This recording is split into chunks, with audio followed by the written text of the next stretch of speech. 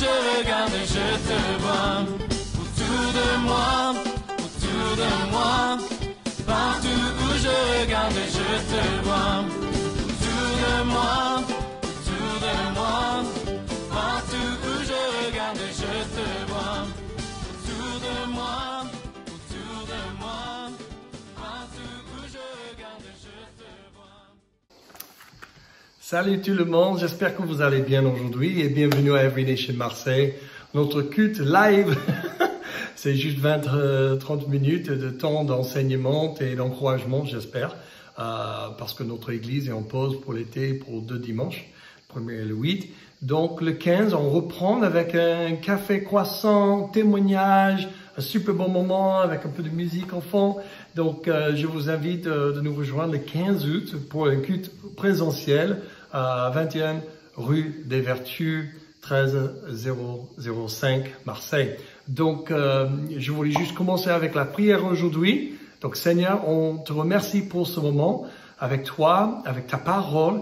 Et on prie, Seigneur, que tu nous rendes visite, que tu fais quelque chose en nous, que tu nous éclaires le chemin vers toi et que tu sois honoré et glorifié au nom de Jésus-Christ.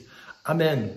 Bon, écoute, je suis de ma maison, j'ai enregistré ça en avance un petit peu, donc je vais essayer de faire un petit truc, peut-être qui n'est pas normal pour un culte ou un enseignement. On a fini la série sur Suivre Jésus et j'espère que c'était une bonne série pour vous et sinon, raconte-moi tout, hein. J'aimerais bien l'améliorer chaque fois. Si vous n'avez pas eu le temps pour écouter tous les 4 messages ensemble, ils sont tous sur YouTube, Every Nation Marseille. Il faut pas oublier de s'abonner à notre site, notre YouTube, chaîne YouTube, et comme ça, vous êtes au courant avec tout ce qui sort tout le temps.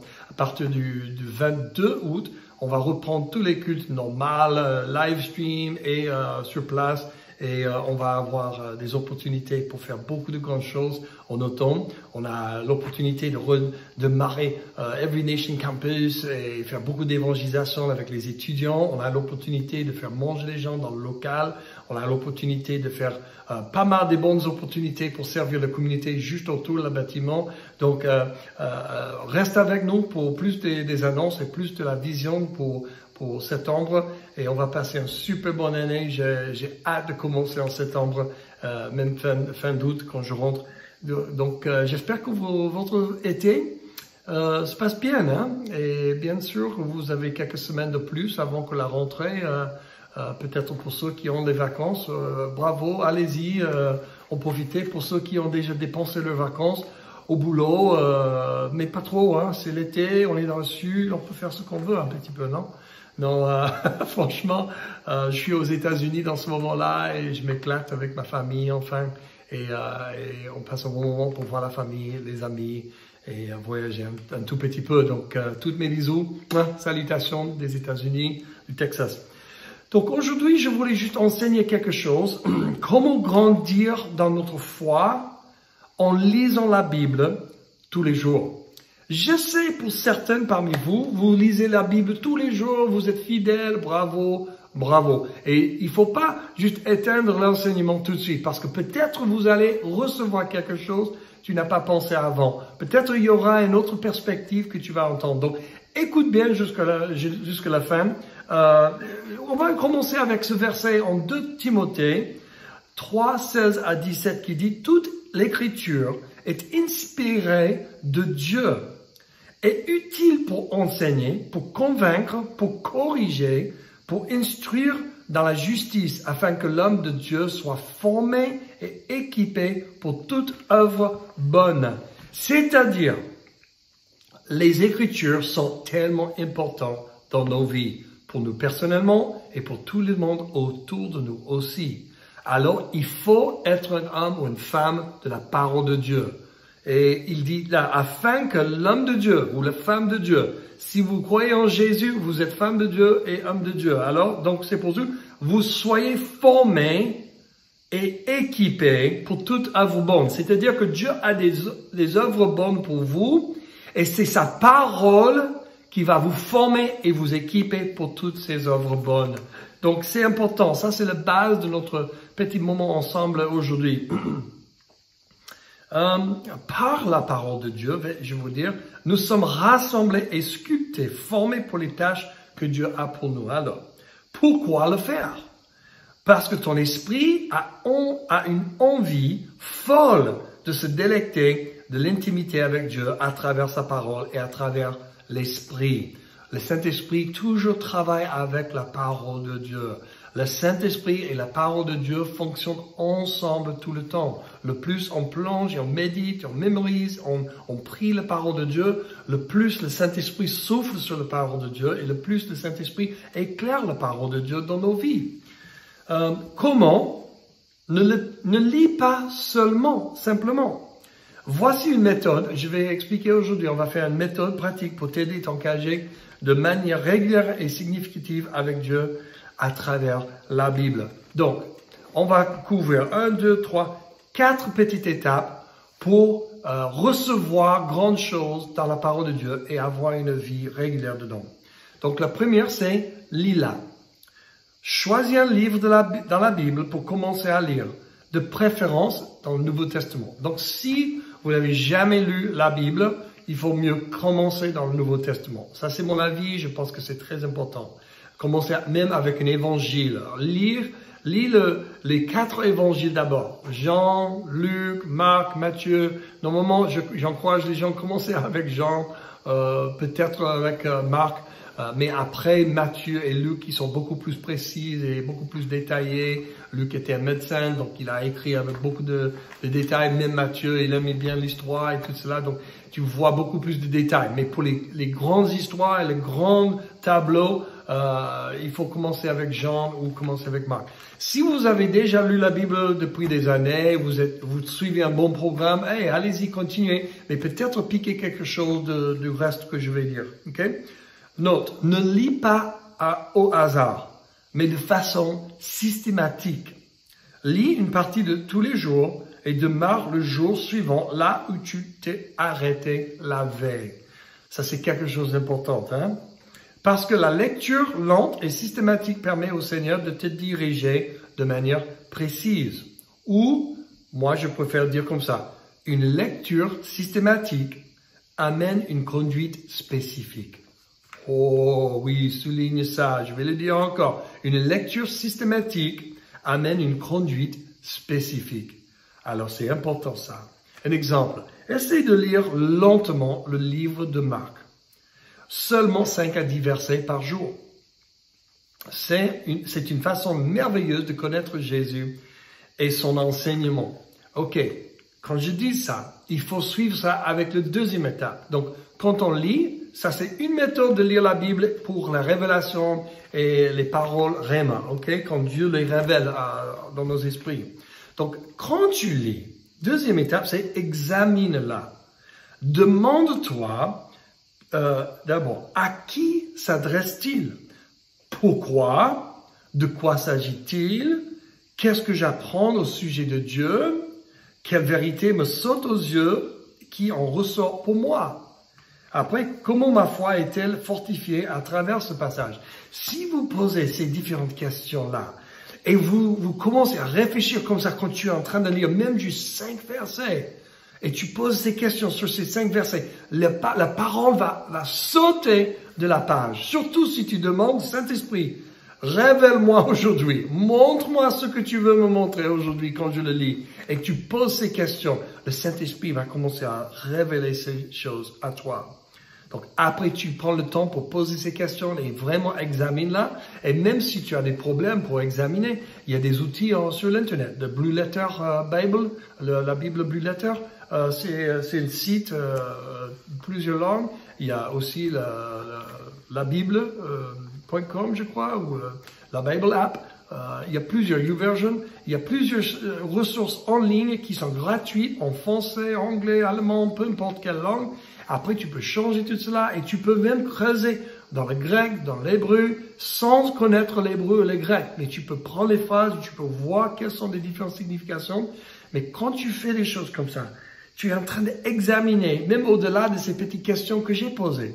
Mais si tu commences juste avec quelques questions comme j'ai posées, c'est déjà pas mal. Tu es en train d'examiner la parole des différentes perspectives avec certaines lenses On dit lens, c'est-à-dire les lunettes, parce qu'on le voit, souvent on lit la Bible avec une certaine paire de lunettes. Par exemple, je suis dans le bon humeur aujourd'hui. Alors, je lis la Bible avec une joie. Ou je suis confronté avec une situation au boulot très compliquée. Je suis obligé de confronter quelqu'un. Quand je lis la Bible, je vais lire la Bible avec les lunettes de cette confrontation dans ma tête. Et donc, ça va ajouter une autre perspective, une autre couche de qu'est-ce que la Bible dit dans ce cas-là. Alors, quand on examine, il y a plusieurs manières d'examiner les choses. Donc, après, quand tu es en train de finir à examiner, pense à appliquer la parole. C'est-à-dire, considère comment ce passage est lié à ta vie maintenant. Qu'est-ce que cette vérité t'amène à croire et comment obéir à la vérité dans ce texte. Ça, c'est c'est amusant de faire.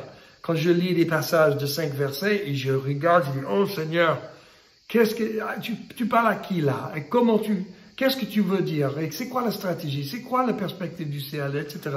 Après, je dis, mais qu'est-ce que ça veut dire pour moi dans ma vie? Si je voulais mettre ça en pratique aujourd'hui, qu'est-ce que ça veut dire? Comment ça va apparaître?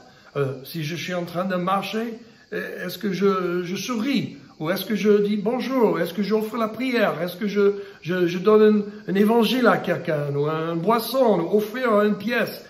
Tu vois, il y a plein de différentes situations. Mais quand on lit la Bible et on examine la Bible, les versets, on lit, et après on prend le temps pour dire qu'est-ce que ça veut dire pour ma vie tout de suite, dans ma vie. Ça, c'est 3 choses très importantes. Donc, le 4e, c'est prie-la. Parle avec Dieu de ce que tu l'as lu. C'est-à-dire, demande-lui la sagesse pour t'aider à comprendre et la force et le courage pour vivre cette vérité. Parce que on peut rien faire sans la grâce de Dieu. On peut rien faire sans qu'il nous donne la puissance et la capacité de faire sa volonté. Donc, c'est très important quand on prie la Bible, on prie Seigneur, j'ai lu X, Y et Z aujourd'hui, j'ai compris ça, je vois comment ça peut marcher dans ma vie aujourd'hui.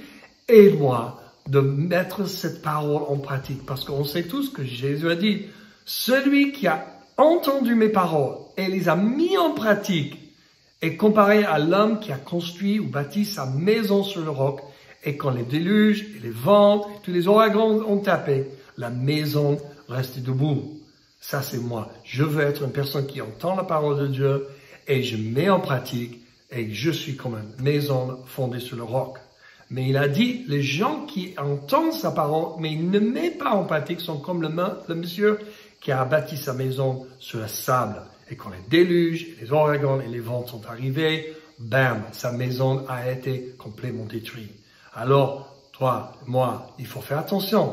On lit la Bible, on examine la Bible, on commence à regarder comment ça s'applique à moi. Et après, on prie que le Seigneur nous donne la force et la grâce pour vivre le texte qu'on lit ce jour-là.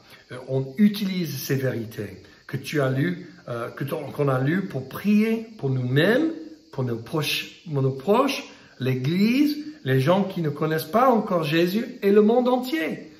Et c'est simple, c'est 4 étapes. On dit, lis-la, examine-la, applique-la, prie-la. C'est tellement simple. Mais si vous voulez aller plus loin dans cette étude biblique que tu fais tous les jours, bon, déjà ça va prendre 10 minutes. Ok? Tu réfléchis, tu pries, en 10 minutes, tu peux lire 5 versets et faire ces 4 étapes. C'est sympa. Et c'est bien. C'est déjà une bonne première démarche. Mais si vous voulez aller un peu plus profond et recevoir un peu plus de riche, voici quelques clés. Commencez un journal intime pour écrire tes réponses pour chaque catégorie ci-dessous. Une page par jour est parfaite pour cela. Tu sais ce que j'ai acheté une fois, j'ai acheté 2-3 années d'affilée, j'ai fait cette méthode-là. Et j'ai fait juste un petit agenda. Et tu fais, normalement, tu remplis l'agenda avec toutes les activités du jour, mais moi, j'ai juste utilisé pour marquer les versets que j'ai fait. J'ai posé quelques pensées sur les questions que j'ai fait dans l'examination, l'application pour moi, et j'ai même écrit mes prières. Peut-être juste une prière ou 2 prières, j'ai écrit ça, et j'ai prié ça tout de suite.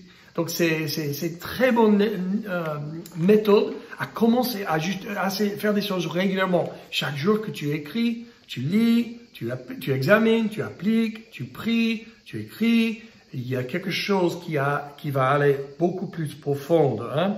C'est-à-dire, arme-toi d'un stylo pour montrer que tu te prépares à recevoir quelque chose qui va le coup de s'en rappeler. Hein? Donc, quand on arrive avec un cahier, un stylo ou un agenda et un stylo à notre Bible, on est prêt. Ou peut-être vous utilisez un iPhone ou un autre portable qui n'est pas la meilleure marque. Mais bon, non, franchement, si tu fais des notes sur ton téléphone et c'est l'endroit où tu aimes bien de faire ça, super. Mais est-ce que tu vas avoir la capacité en 10 ans de regarder ce que tu as écrit? Peut-être, peut-être pas. Beaucoup de choses sur le portable, ils s'en vont après un moment. Je ne sais pas si quelqu'un est en train d'imprimer les livres avec des notes et des choses comme ça ou pas. Mais peut-être c'est important de prendre juste un journal, fais ça à la main parce que tu fais exercice la main un peu différent et tu sortes les écrans un petit peu. Donc, le deuxième chose, c'est de développer ton temps de prière en utilisant le plan ACRS. ACRS. La A, c'est adoration. Offre de la reconnaissance et l'adoration pour Dieu et qui il est. Deuxièmement, c'est la confession. Confesse ta foi en Christ et apporte-lui tout péché. Moi, j'aime bien le dire même, crée tes propres déclarations de confession de foi. C'est-à-dire que tu prends les promesses de Dieu que tu trouves et tu commences à une liste. Tu écris ton propre liste. Je déclare ça, cette vérité, cette vérité, cette vérité. Et quand tu crées ta propre liste des déclarations, tu peux répéter ces déclarations chaque jour. Et la confession de péché, la confession de mauvaise attitude, confession de tout ce qui n'est pas, qui fait pas plaisir à Dieu, hein. Tu confesses, tu te repens et tu remercies le Seigneur. Et ça, c'est le troisième, remerciement. A, adoration. C, confession. 3, remerciement. Remercie Dieu pour ton salut, pour tout ce qu'il a fait, pour le pardon de tes péchés quotidiens. Et quatrièmement, supplication. Qu'est-ce que ça veut dire? Ça veut dire apporte au Père tes besoins, tes demandes, tes requêtes pour les autres au nom de Jésus-Christ. Donc, c'est important d'avoir et de développer et de jamais lâcher ton quotidien avec Jésus. Trouvez un moment, début de la matin, dès que tu peux. La première chose que tu peux faire, c'est comme tu donnes les prémices, les premiers pas de tout ce que tu as, tu dédies au Seigneur. Je sais qu'il y a certains qui aiment bien lire la Bible au soir. Et si c'est ton truc de regarder et méditer sur la Bible le soir, vas-y. Mais je vous encourage, je vous propose de vraiment prendre un moment juste au début de la matin, consacrer la journée au Seigneur. Bon, j'aimerais bien juste prier pour vous, que vous passiez un super bon dimanche dans la bénédiction de Dieu et que vous passiez une super bonne semaine avec la famille, les collègues, le travail, les vacances, peu importe où vous êtes, et que vous soyez bénis, ok? Donc Seigneur, merci bien pour chaque personne, merci pour ta grâce, pour ta miséricorde chaque matin, que tu renouvelles notre joie aujourd'hui, que chaque personne puisse sentir ton amour, ta grâce, la vérité de Dieu qui percute leur cœur, qui révèle la nature de Dieu, la bonté, l'amour de notre Papa. Donc Seigneur, bénis tout le monde, protège-leur et aussi je te remercie en avance pour la provision de Dieu dans chaque zone de leur vie. Au nom de Jésus-Christ, Amen. Soyez bénis, à la semaine prochaine pour le 15 août pour le témoignage Café Croissant, un bon moment tous ensemble. À bientôt, bisous bisous.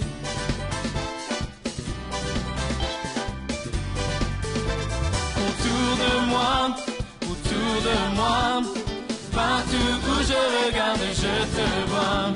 Autour de moi, partout où je regarde, je te vois.